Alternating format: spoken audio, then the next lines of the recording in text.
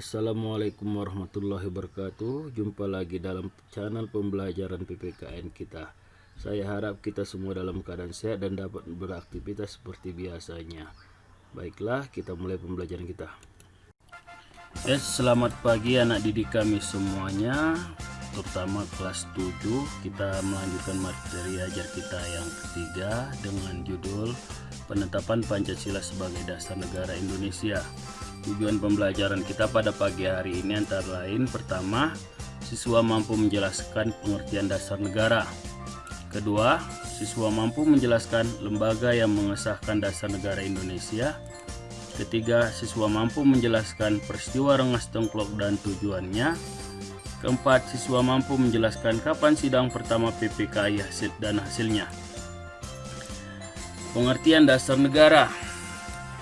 Dasar negara adalah landasan kehidupan berbangsa dan bernegara yang keberadaannya wajib dimiliki oleh setiap negara dalam setiap detail kehidupannya. Karena dasar negara itu menjadi pedoman hidup bernegara, mencakup norma bernegara, cita-cita negara, tujuan negara. Jadi di dalam dasar negara ini nanti berisi dengan aturan-aturan. Aturan dalam bermasyarakat, aturan dalam berbangsa, aturan dalam bernegara. Kemudian di dalam dasar negara ini nanti di dalam Pancasila ini diatur nanti cita-citanya, apa yang ingin dicapai oleh negara Indonesia beserta seluruh rakyatnya, yang menjadi tujuan terbentuknya negara Indonesia.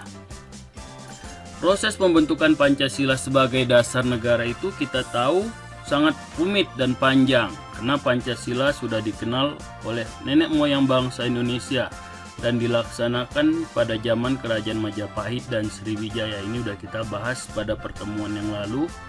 Karena Majapahit dan Sriwijaya melaksanakan Pancasila, akhirnya Majapahit dan Sriwijaya ini menjadi negara yang menjadi kerajaan yang kuat, yang wilayahnya sampai perbatasan Cina dan dihormati oleh negara-negara asingnya yang asing. Jadi negara-negara asing itu agak-agak segan dengan Majapahit dan Sriwijaya karena seluruh rakyatnya melaksanakan Pancasila. Kemudian Pancasila mulai memudar pelaksananya pada masa penjajahan akibat masuknya pengaruh ideologi bangsa asing. Di situ bangsa Indonesia tidak mau lagi melaksanakan Pancasila. Mereka lebih suka dengan ideologi-ideologi asing seperti ideologi liberal, ideologi komunis, ideologi fasis. Akhirnya tidak ada lagi kerjasama, tolong-menolong. Akhirnya mereka dijajah oleh bangsa asing. Jadi penjajahan itu disebabkan oleh Pancasila itu tidak dilaksanakan lagi oleh bangsa Indonesia. Selanjutnya Pancasila kembali dikenalkan oleh tokoh pendiri Indonesia yang ingin menjadikan Pancasila ini menjadi dasar negara Indonesia yang merdeka. Dalam sidang pertama BPUPKI tanggal 29 Mei sampai dengan tanggal 1 Juni.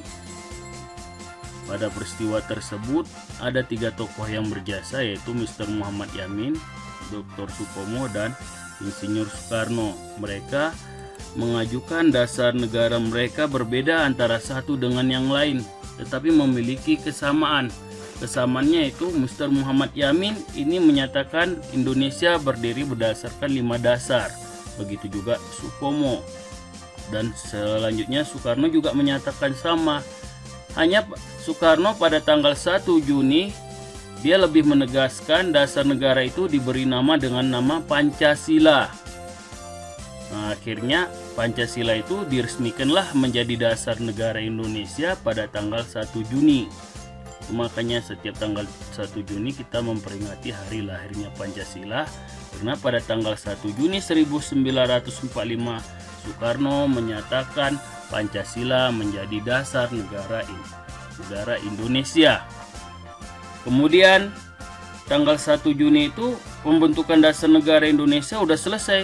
Belum ternyata, karena dasar negara yang diusulkan oleh 3 tokoh ini berbeda antara satu dengan yang lain. Akhirnya dibentuklah Panitia 9 yang merumuskan kembali dasar negara yang diajukan ketiga tokoh ini nanti hasilnya tercantum dalam Piagam Jakarta. Hal yang ini udah kita bahas sama-sama pada materi pertemuan kita yang kedua. Jadi Pancasila yang selanjutnya dibentuk oleh Panitia 9 tercantum dalam Piagam Jakarta, yang itu kita tahu bahwa sila-silanya nggak sama kayak sekarang. Yang pertama, bunyi Pancasila dalam Piagam Jakarta, satu, ketuhanan yang Maha Esa dengan ketuhanan dengan kewajiban menjalankan syariat Islam bagi pemeluk-pemeluknya. Yang kedua, kemanusiaan yang adil dan beradab. Yang ketiga, persatuan Indonesia. Keempat, kerakyatan yang dipimpin oleh hikmat kebijaksanaan dalam permusyawaratan perwakilan. Kelima, keadilan sosial bagi seluruh rakyat Indonesia. Jadi Piagam Jakarta itu sila pertamanya belum sama seperti yang sekarang, tetapi bangsa Indonesia sudah menyatakan selesai dasar negaranya. Kenyataannya belum, karena pada tanggal 16 Agustus nanti ada peristiwa penting. Nah, jadi sebelum kita membahas peristiwa penting, kita membahas tentang PPKI dulu. Terbentuknya lembaga PPKI. PPKI terbentuk pada tanggal 7 Agustus 1945. Jadi PPKI dibentuk tanggal 7 Agustus 1945. PPKI dibentuk setelah BPUPKI dibubarkan oleh Jepang karena dianggap selesai. Setelah BPUPKI dibubarkan, dibentuklah PPKI.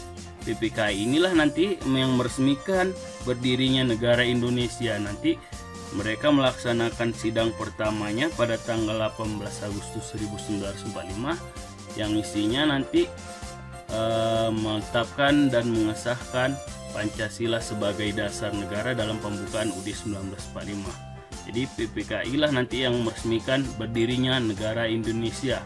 Karena di syarat berdirinya negara Indonesia lengkap nanti di dalam hasil sidang pertama PPKI. Selanjutnya, apa peristiwa yang terjadi pada tanggal 16 Agustus sebelum kemerdekaan Indonesia? Itu ada peristiwa Rengas Dengklok, yaitu peristiwa penculikan Soekarno dan Muhammad Hatta dari tempat tinggalnya pada tanggal 16 Agustus 1945 jam 3 pagi. Pelakunya adalah tokoh pemuda Indonesia. Kemudian nanti Soekarno dibawa ke daerah Rengas Dengklok, ke rumah Laksamana Muda Maidan nanti untuk menanyakan kondisi Jepang. Karena tujuan pemuda menculik Soekarno antara lain, satu, pemuda Indonesia ingin mendesak Soekarno agar segera mengucapkan proklamasi. Jadi kaum pemuda Indonesia mendesak Soekarno dan Muhammad Hatta agar segera mengucapkan proklamasi tanpa menunggu keputusan PPKI. Kenapa harus segera tanpa menunggu keputusan PPKI? Karena kaum pemuda tahu pada tanggal 14 Agustus itu Jepang sudah menyerah tanpa syarat kepada sekutu. Jadi mulai tanggal 14 Agustus Indonesia sudah terjadi kekosongan kekuasaan. Jadi Jepang nggak ada mempunyai hak di Indonesia. Jadi nggak perlu lagi kita menunggu Jepang mengizinkan kita merdeka. Oleh karena itu kaum pemuda ingin segera mengucapkan proklamasi. Kemudian kaum pemuda ingin menjauhkan kaum tua dari pengaruh Jepang. Jadi setelah kaum tua itu jauh dari Jepang dan mengucapkan proklamasi, kaum pemuda mengharapkan bahwa kemerdekaan Indonesia itu bukan pemberian Jepang. Itu merupakan usaha bangsa Indonesia sendiri. Memang kenyataannya Indonesia merdeka akibat usaha yang dilakukan oleh bangsa Indonesia sendiri dan bukan perjuangan dan bukan dari pemberian bangsa asing. Jadi setelah penculikan tanggal 16 Agustus itu Soekarno nanti dilepaskan, besoknya mengucapkan proklamasi. Tetapi sebelum terjadi proklamasi memang terjadi peristiwa penting yang terjadi di Indonesia, antara lain peristiwa Rengas Dengklok. Kemudian pada tanggal 17 Agustus seorang ofisir angkatan laut Jepang, Ratu Langit, itu menjumpai Muhammad Hatta. Dia menyatakan supaya Piagam Jakarta dicoret dari pembukaan Undang-Undang Dasar 1945. Kenapa harus dicoret? Karena di dalam pembukaan di 1945 itu dasar negara Indonesia itu sila pertamanya itu yang bunyinya ketuhanan dengan kewajiban menjalankan syariat Islam apabila dijadikan dasar negara, nanti golongan Kristen dan Katolik itu akan berdiri keluar Republik Indonesia. Karena kalau kita melaksanakan Pancasila berdasarkan Piagam Jakarta, maka Indonesia itu merupakan negara Islam dan bukan negara nasional. Oleh karena itu, kelompok Kristen dan Katolik itu mengusulkan supaya Piagam Jakarta jangan dimasukkan menjadi dasar negara. Nah, oleh karena itu, Musi Hatta mengajak tokoh-tokoh pendiri Indonesia untuk rapat, dan akhirnya dalam waktu sekejap yang tidak lama itu hasil rapat Muhammad Hatta dan tokoh-tokoh pendiri Indonesia mencapai kata sepakat untuk menghapus kata kewajiban menjalankan syariat Islam bagi pemeluk-pemeluknya, dan setelah dicoret dimasukkan ke dalam pembukaan Undang-Undang Dasar 1945. Kemudian pada tanggal 18 Agustus setelah proklamasi kemerdekaan Indonesia tanggal 17, jadi besoknya tanggal 18, PPKI melaksanakan sidang pertama yang dihadiri oleh 27 orang, yang hasilnya antara lain menetapkan dan mengesahkan pembukaan Undang-Undang Dasar 1945, yang di situ bahannya diambil dari rancangan pembukaan Undang-Undang Dasar yang disusun oleh Panitia 9 dengan berbagai perubahan. Perubahannya itu adalah mengenai sila pertama dasar negara Indonesia yang diduga dapat merusak kesatuan Indonesia, terutama dalam bidang antar agama. Yang kedua, memilih hasil keputusan sidang pertama PPKI tanggal 18 Agustus memilih Insinyur Soekarno dan Muhammad Hatta menjadi presiden dan wakil presiden. Yang ketiga, membentuk Komite Nasional Indonesia Pusat untuk membantu presiden. Jadi pada tanggal 18 Agustus ditetapkanlah Pancasila sebagai dasar negara melalui keputusan yang pertama mengesahkan pembukaan Undang-Undang Dasar 1945. Di situ nanti alinea keempat pembukaan Undang-Undang Dasar 1945 yang bunyinya negara Indonesia dibentuk berdasarkan satu ketuhanan. Oleh karena itu dibentuk berdasarkan ketuhanan yang Maha Esa, kemanusiaan yang adil dan beradab, persatuan Indonesia, kerakyatan yang dipimpin oleh hikmat kebijaksanaan dalam permusyawaratan dan perwakilan, serta keadilan sosial bagi seluruh rakyat Indonesia. Oleh karena itu, mulai tanggal 18 Agustus sahlah Pancasila dijadikan sebagai dasar negara.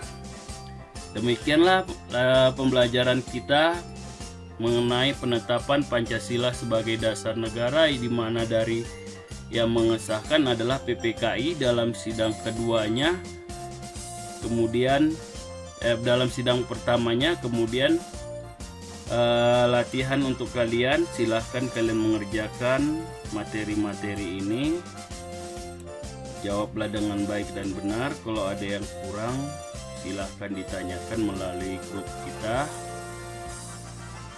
Sekian dan terima kasih.